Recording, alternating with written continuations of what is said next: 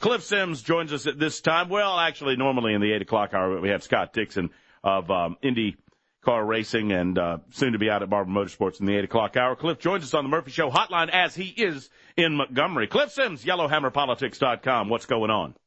Not much, Matt. How are you this morning? I'm doing well. Well, I can't say that we didn't see this one coming regarding Judge Charles Price.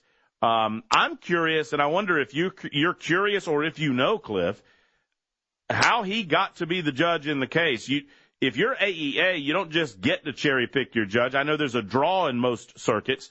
It's my understanding that sometimes a presiding judge in a circuit court on an emergency situation like this would choose to take care of the case. I mean, I'm very curious how he got in control of this case.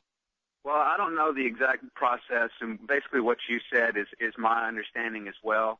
But it's hard to believe that it's coincidence that a judge, the Judge Price, who, according to disclosures on the Alabama Secretary of State's website, has received campaign contribution from the AEA's PAC A vote, and every single attorney who is representing the AEA on this case.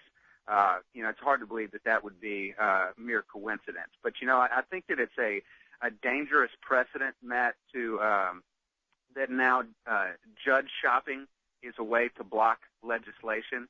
Let me just quickly read Section 125, a portion of Section 125 of the Alabama Constitution, which says in part, every bill which shall have passed both houses of the legislature, except as otherwise provided in this Constitution, shall be presented to the governor. And right now, we have a temporary restraining order that is keeping the clerk of the House from presenting this bill to the governor, as it says it should be in Section 125 of the Constitution. So there is just absolutely no question in my mind right now that they found themselves a judge who was sympathetic to their cause, and that they had in their pocket and were ready to pull out when they needed to, and they used this opportunity to get him in the game. I asked an attorney yesterday that understands these sorts of things better than me, Cliff, what would prevent a judge from stopping a vote with a temporary restraining order, and he said it's the same thing, that that during debate over a bill, if someone in the Senate chose to try to stall the bill, that you could see a lawsuit filed through emergency, procedures in, let's say, Judge Charles Price's courtroom, and that he could issue a temporary restraining order preventing a vote on a bill. That's the height of absurdity, that the judicial system would inject itself into the legislative process. No question. I mean, this is the most clear-cut example of judicial activism that I have ever seen.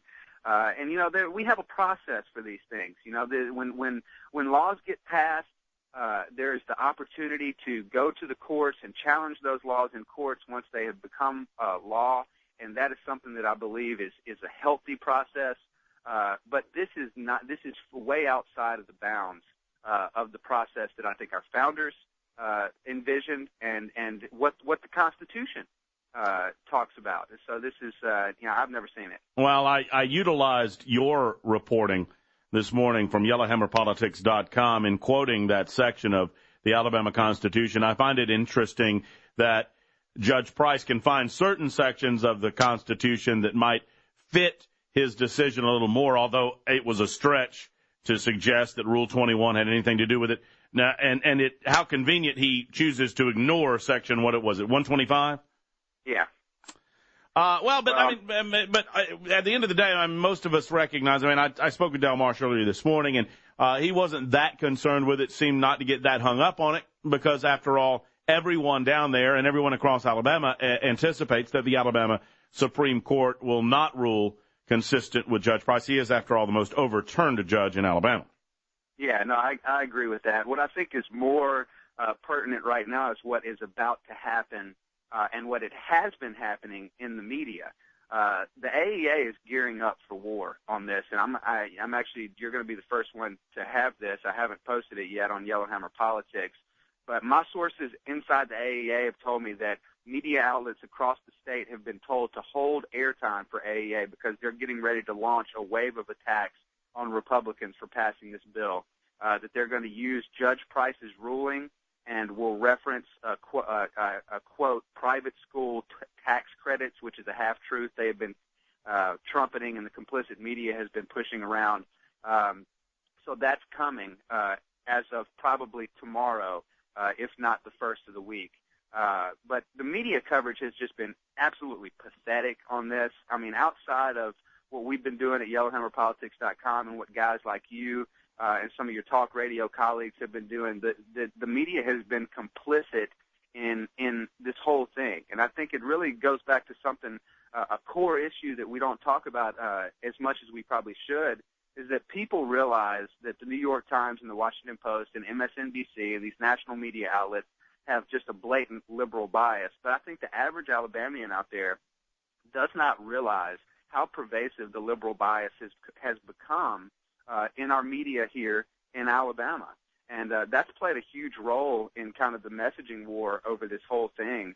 And I see it in the emails that I get and, posts on Yellowhammer's Facebook wall and things like that, where they're repeating, these average Alabamians out there are repeating AEA talking points that they have been fed by complicit liberal media. Well, you walk between, you do something that is more similar to talk radio, in my opinion, in that you report information, you scoop and get information and get it up on your website, but you also offer a certain level of opinion, certainly on this show, as well as on your blog, YellowhammerPolitics.com. That said, you would have no credibility if you chose to ignore certain pieces of the legislation because it better fits your template. And that's exactly what the Alabama press is doing, at least some. I'll cite, and look, there's a young guy, seems like a nice guy, but Madison Underwood of AL.com was on Twitter the other day, and he was repeatedly using taxpayer money for private schools, taxpayer money for private schools. And I said, there's a public component you're leaving out. And he goes, oh, that's dull, that's boring, I'm not interested in that. Well, just because you're not interested in it, you're being disingenuous, and people are walking away with a different opinion of the bill than they should because you're omitting information. That's right. Well, and there was somebody on the House floor the other day, one of the members of the House, a Democrat member of the House of Representatives, who was at the mic in an attempted filibuster on this. Well, speaking of filibusters, how about Rand Paul? My God. No, but, 13 he hours. made a comment, and he said, you guys are trying to make this about students instead of teachers. This is about teachers.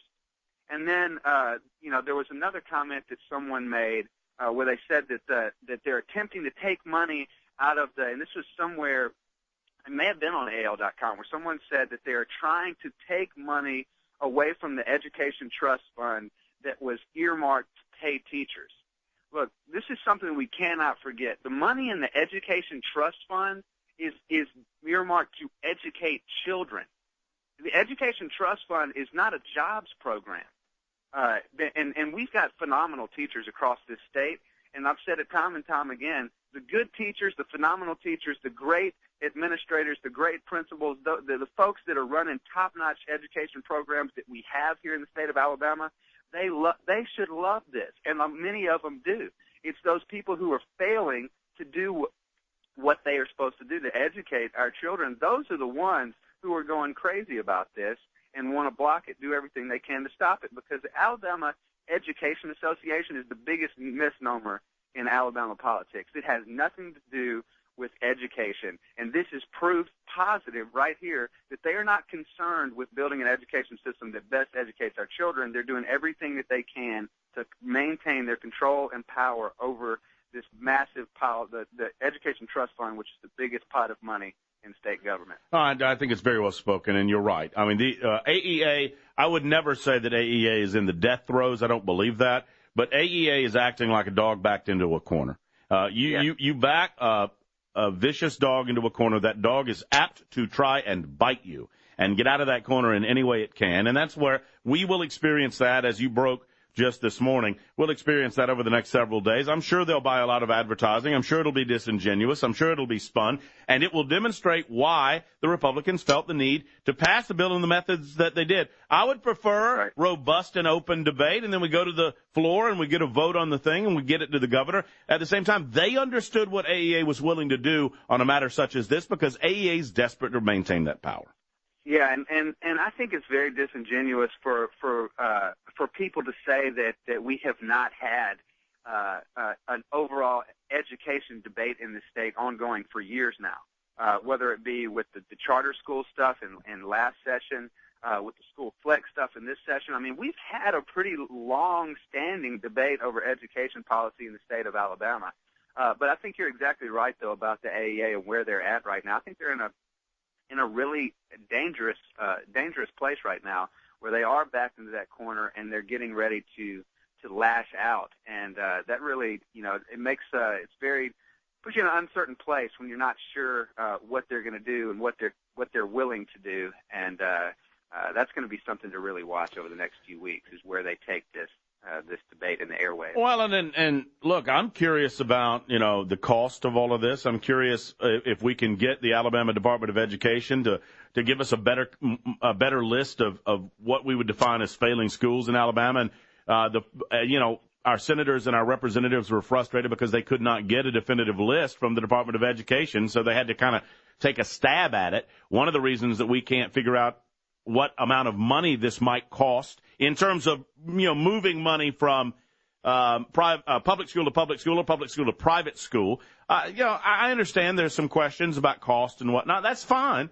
All of those answers will come. And unfortunately, many of the agencies that have the information that could be providing it aren't, because, they've got their lips pooched out as well, just like AEA. That's right. Well, I've been telling people since this bill passed, when people say, well, what about the school boards, or what about the state superintendent? Shouldn't these, if not AEA, should these education folks have a say in these things? And in general, I would say, yes, I want to see these folks engaged in education reform and finding the best way to educate our children. But we can't ever forget also that anyone who is risen to that level in the education establishment has a vested interest on some level in maintaining the status quo. And when you pass something like this, I think it has more to do with maybe their feelings being hurt that they weren't included on the front end than it has to do with what the actual policy is. So their interest in maintaining the status quo is definitely playing a role in them kind of going crazy here about this as well. I've seen. Go ahead. No. I was just going to ask, any sense of when the Alabama Supreme Court, obviously they're going to expedite this as quickly as possible. Is there any sense in Montgomery when they might issue some ruling on the temporary restraining order? I was talking to a couple of staffers there yesterday, and they were saying that it's going to be immediate and swift. That was the word that they were filing. Their whatever they had to do from their end was going to be immediate, and the Supreme Court's action would be swift. So I think that we're definitely within the next 2 weeks, but I would think I think it'd be much quicker than that. Yeah, I would. If I had to bet, I would bet that we would hear something from the Supreme Court before tomorrow, or before the weekend at least. Well, look, always good to hear from you, Cliff. YellowHammerPolitics.com for more information. And Cliff breaking the news this morning on AEA's pushback with advertisements around the state of Alabama. They're getting coordinated in that regard. And I know you'll have more about that on YellowHammerPolitics.com. Thanks, Cliff. I will. Thanks, Matt. Sorry I couldn't be there. No, I understand. You got duties down in Montgomery. Obviously, that's understandable.